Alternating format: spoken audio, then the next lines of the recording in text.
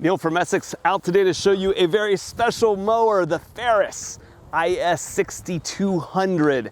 This is a really cool machine, a machine that kind of brushes up against the edge of insanity in a lot of ways. I think a lot of the things here that they're doing are very cool. So we're gonna walk you around this mower here and show you the most ludicrous lawnmower I think I've ever seen. Essex, a helping hand with your land.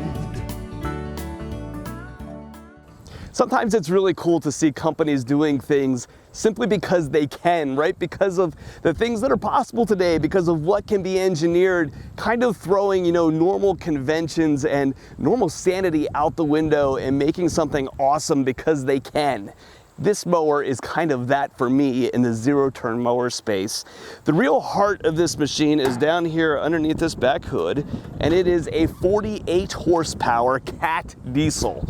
48 diesel horsepower in a zero-turn mower. That is a lot of power. We're very used to selling diesel machines with half this amount of power. Diesel zero-turn mowers is something that we've been a proponent of for a very long time for a couple of reasons. Fuel economy being one, though I'm sure this thing is pretty thirsty. Your typical diesel engines are going to be more torquey, and in a zero-turn mower where you've got a good constant load of trucking along through the grass, the torque does really help these machines perform well. But also longevity, and that longevity was one of the things that really jumped out at me when I was going through Ferris's kind of glossy brochures for this thing. They call this out as a 4,000 to 5,000 hour engine being twice the life of a typical gas engine. That I think is cool. That's something that we have told people for a very long time, that you get much better longevity and stuff out of these diesel engines than you do out of just about any air-cooled or liquid-cooled gas motor. But it's very rare to see that put into print. So very cool to see that 4,000 to 5,000 hour engine. Frankly, it probably would go pretty far beyond that. But by the time you're getting there, the rest of the machine is probably getting awfully tired by that point. Putting all of that horsepower to work can be a bit of a challenge in a machine like this, right? When you look at zero-turn mowers, some of which can start at $3,000, really small, lightweight components are pretty common. But when you look at the drivetrain of this thing, there's a lot of meat. There's a lot of big components in here that it takes to transfer this amount of power around the machine. You'll notice on the back here, there are these big rubber engine mounts. I think it's cool how visible those are. Looking down here across the rear of the machine, you'll notice about 1.5 inch wide belt that transfers the power down to the hydraulic wheel motor pumps, and also down through a 90-degree gearbox that feeds then up to the front mower in order to push that power around the machine. You'll notice these are traditional Hydro Gear and Parker components here in the back for the pumps and the wheel motors. Both of them are the higher end series, obviously, in order to move a heavy machine like this around. So in the rear of the machine back here, you're going to have the engine, right, taking up this whole engine compartment here in the back. The engine coolers and everything in here are substantial, and the whole rear engine compartment here takes up a substantial amount of the machine. There's a lot of weight and stuff back here. You're going to have your 3-cylinder diesel packed behind it. Up here right on the back side of the operator is the radiator. You have a big hydraulic cooler over here on the left-hand side of the machine, and then your emission system back here on the rear. Anytime we cross over 26 horsepower, you're going to need to have an emission system on an engine like this. On zero-turn mowers, they should be fairly trouble-free because they tend to work the best when they're hot, and because you're generally running these machines at high RPMs and under loads, these emission systems are going to work very reliably. So this is not something that you need to be concerned about when you see the canister back here on the rear. The warranty on this machine is 4 years on the whole thing, but interestingly, Cat only puts 2 years on the engine, so your warranty is going to be a little bit shorter back here. One thing that we always caution people about is when you buy Cat engines in machines like this, a lot of times, us included, your dealerships may not be certified in order to work on those engines. So if there's a warranty issue on this, we're not able to work on the engine. You have to load the machine up and run it down to a Cat dealer in order to have them plug into it. This thing rides like a Cadillac. The killer feature on Ferris zero-turn mowers is generally their suspension setup, the coil-over shocks that they put over top of the rear and the front wheels in order to help the machine ride better. Weight, though, in a zero-turn mower also makes a big difference in how well machines ride. As they get bigger, shocks or no shocks or whatever, a bigger, heavier zero-turn tends to ride better. They take the bumps better, they absorb them a little bit more. If you take this machine, this heavy diesel engine, this big, heavy frame, these double coil-over shocks here in the rear and the suspension out on the front, I can cruise over top of potholes in this thing and be really surprised at how well it rides. It doesn't jostle me out of the seat at all, which is something that is very uncommon in a lot of zero-turn mowers where you're essentially sitting right on top of the axle. The best places that we can show the ride that this thing has is to drive across some potholes here in the parking lot. It's hard to visualize what a rough lawn looks like, but you very clearly can see the big ruts that are in the parking lot over here. So we're gonna fire this guy up, come out here over top of these bumps, and you'll notice here, I'm aiming for them.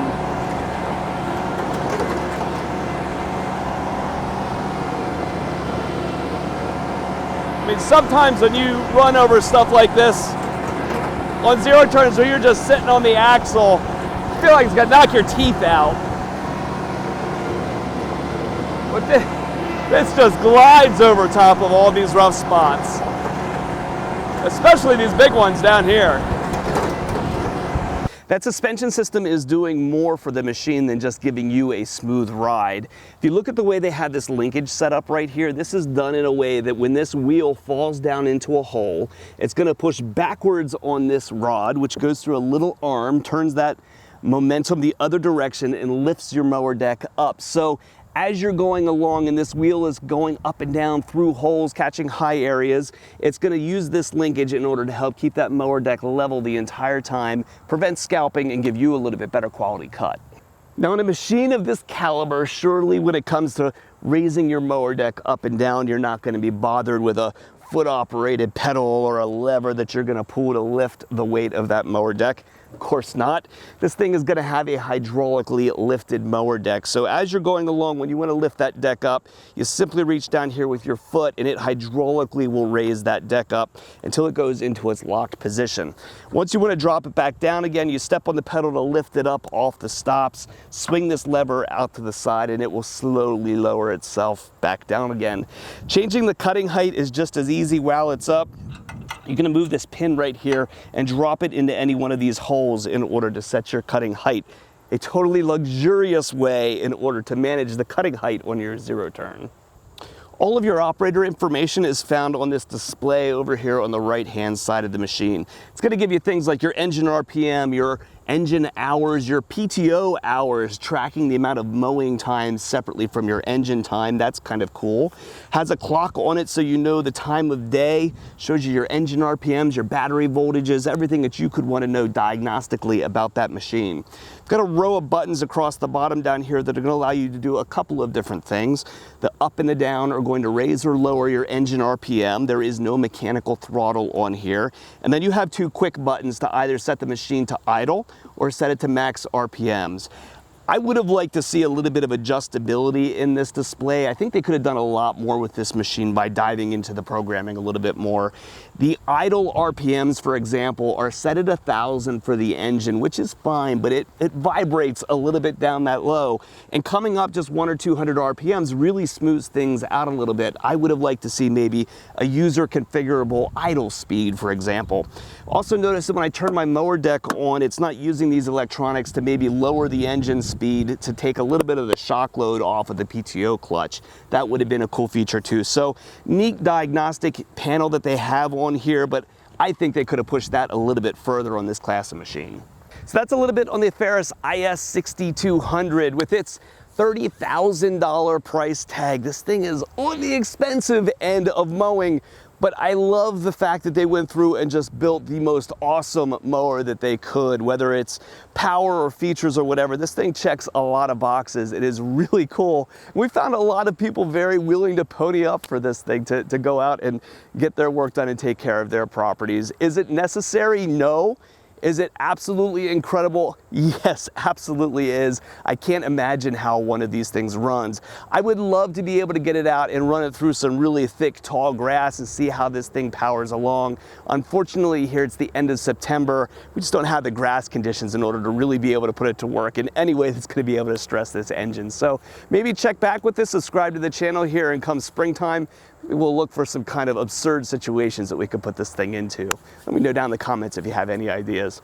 If you're shopping for a piece of equipment and we can help, or if you have parts or service needs for a machine you've already got, give us a call at Messick's. We're available at 800-222-3373 or online at messicks.com.